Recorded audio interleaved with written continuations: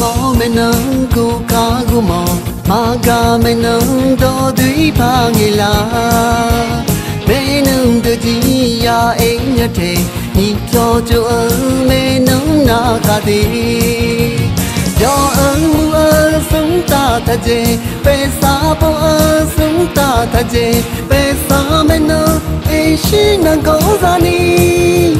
thiếu sự yang nghe ra làm nhát thế mà chỉ mi ya bu cho vậy sai sai ya cái mẹ mà chỉ mi na chỉ thế đâu lo han mà dê mi nè vậy sao mà ga mà ngô mò cho ngã lấy dấu bao cho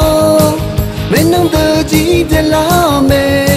mi cha khuy ta si bu lăng mà ai yom mẹ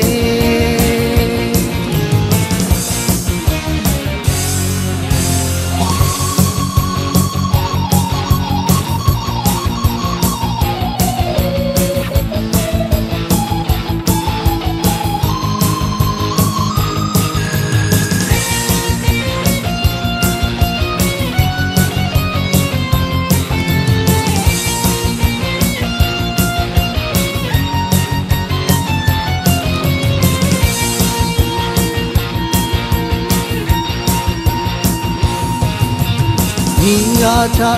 cho khá nương người trong mưa gió từ chỉ ông ya gửi mẹ tớ gì để mà chỉ ya chỉ để ở xa la xa tiếng đi ya nơi mẹ con mò mất đâu sống ta mưa co bé xa ya sống ta chơi co xa cho nương mà là quê bùn hổ cha ni thiếu sự ya nghe ra làm nhà thế mà chỉ mi ye bu cho vậy sai sai ya cái mẹ mà chỉ mi na chỉ thế đâu lo han mà dê mi nè vậy sao mà ga mà ngô mò cho ngã lấy dấu bao cho